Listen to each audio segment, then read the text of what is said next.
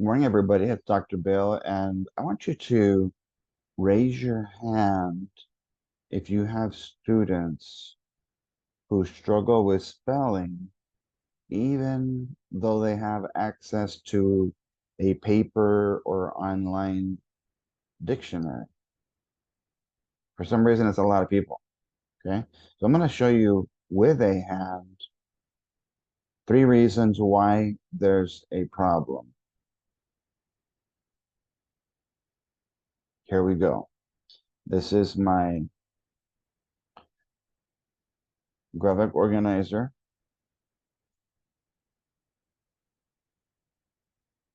for editing passages and essays.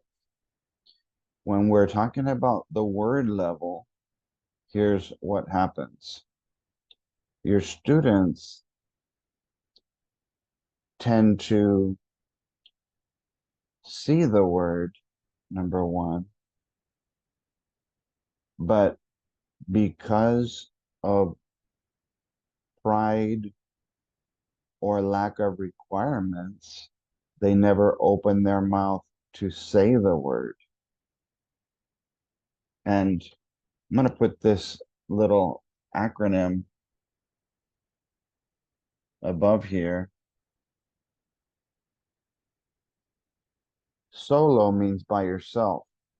When you test in April, you test by yourself. No one's going to help you. Now, if your students never open their mouths to read the spelling words softly, S-O, or loudly, L-O, loudly in a class setting or in groups, softly with a partner and by ourselves, well, when it comes time to the test, they're never going to open their mouth. And I want to tell you, I want you to write this down somewhere. Silence is deadly in a classroom of auditory learners. And one of the reasons that spelling is so horrible is we're not teaching dictionary skills. We're not even giving spelling tests in the majority of secondary classrooms, even though part of the spelling test could be the vocabulary, not just spelling, whatever vocabulary you might be covering that week, or voice, who the characters are on the inside in terms of their thoughts and opinions, that are going on inside their head, or their feelings and emotions, that are going on inside their heart. The third one, if your students are actually going to say the word softly, they're going to be hearing or listening to the sounds, to the syllables, to what you might call the chunking.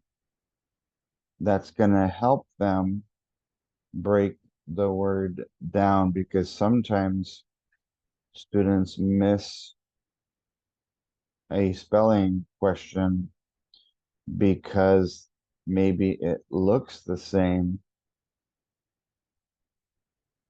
but it doesn't sound the same as what it's supposed to, or the opposite, that it sounds right, but it doesn't look right. That's why those have to go together. So if the student, when they see and say, hear and listen to the word, they don't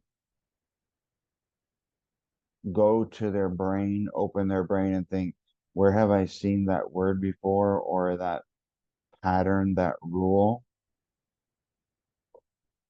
They're gonna have to open a book, online or paper, called a dictionary. And eventually, because we're hopefully having a spelling slash vocabulary slash voice test each week, or at least we're exposing them to a vocabulary slash spelling list each week that they can have accessible. in alphabetical order for you middle school teachers, so that whatever words that you saw misspelled this past week with your students on any of their responses that were open-ended, then that's one way to get around not being able to have time or take the time for a spelling/vocabulary test. Okay? Why do I say vocabulary? Well, a lot of the passages are social studies, science, biology, or depending on the grade level based. And so what you might have to do as the reading writing teacher is that week go ask the science or social studies US history teacher what key vocabulary words you're going to be giving, so that I can add that so my students can see and say and hear and listen to those words. Because if the student has an informative selection and they don't even understand half of what they're reading, it's going to sound almost Chinese to them. But if we can do all these things, then 7 and 8 will be able to take place. We'll be able to write.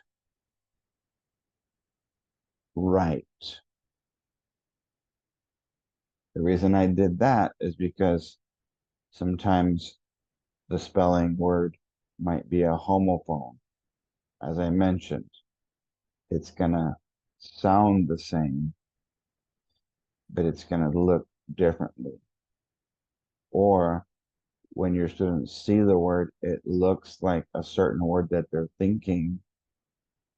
For example, one that comes to mind that was on the 4th grade writing test several years ago was the word quite. Quite. One syllable. Quite. One syllable. On my knees, quite. One syllable. And they had to, and I can't remember which one was which, but they either had to change quite to quiet or quiet to quite. And so if you look closely, the only thing that's different in these two words is that the last two letters are changed around in order. And that question only had 40-something% correct in Texas. Two simple things. If your students would have said the words out loud softly, or clapped or chanted or tapped their legs, they would have noticed quiet has 2 syllables and quite has 1, which means that almost 60% of your students, 4th grade teachers, because that's where it came from that year, didn't know the difference between quite and quiet. No, they probably did, but their brain was playing tricks on them. And so what they were seeing or thinking they were seeing was not what was actually there. So it's only when you teach them to go through this 8-step list and either have a spelling/vocabulary slash voice test each week with an appropriate number of words, or just have a list each week based on whatever vocabulary that you're going to cover, whatever rule pattern that you're noticing that your students are struggling with. And unfortunately, some students are never going to get down there to level 6 where they open their book, because they've never been taught how to do it, or they're just too lazy. Let's just be honest. And here's the problem. The essay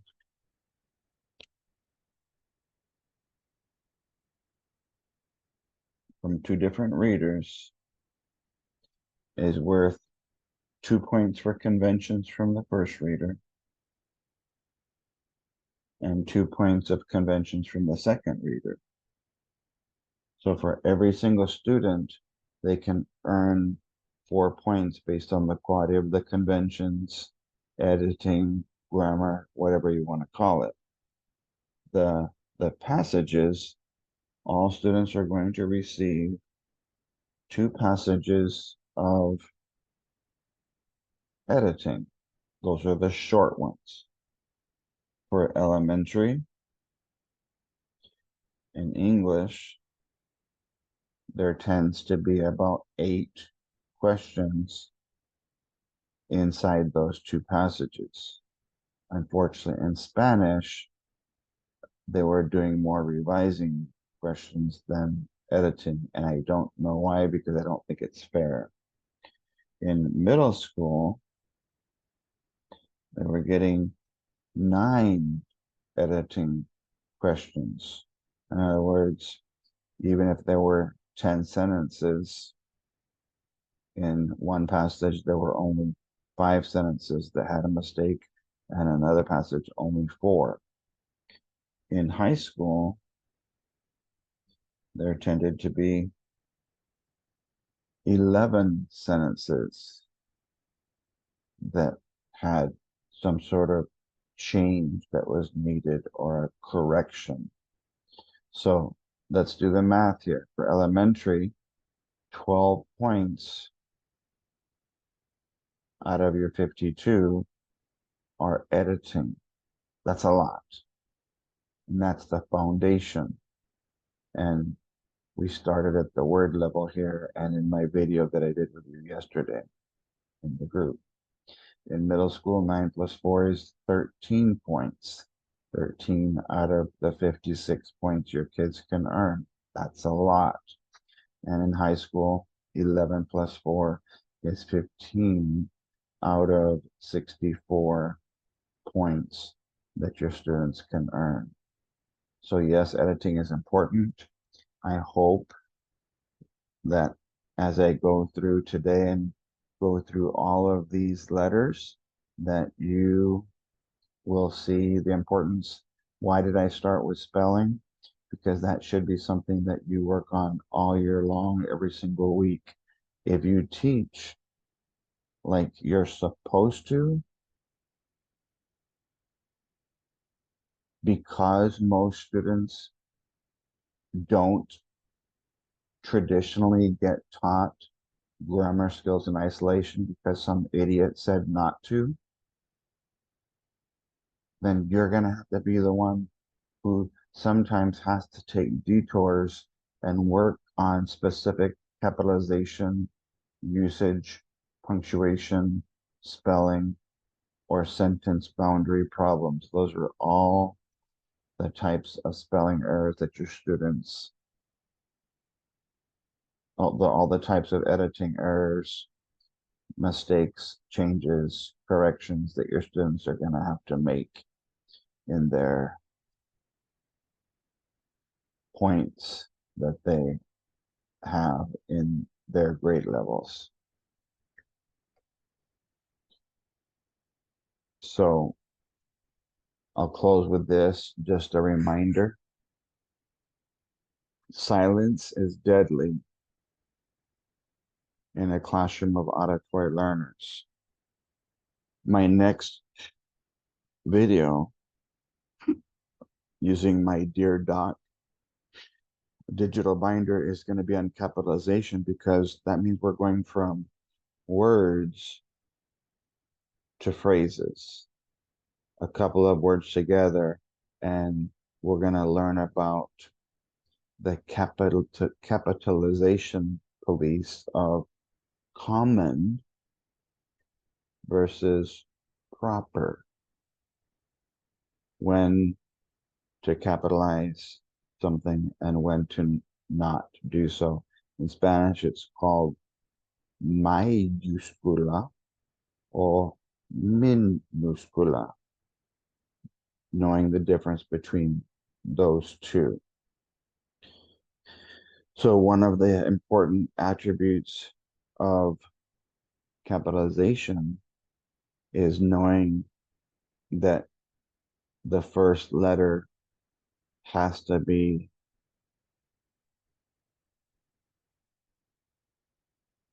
with a shift button. Your left pinky, if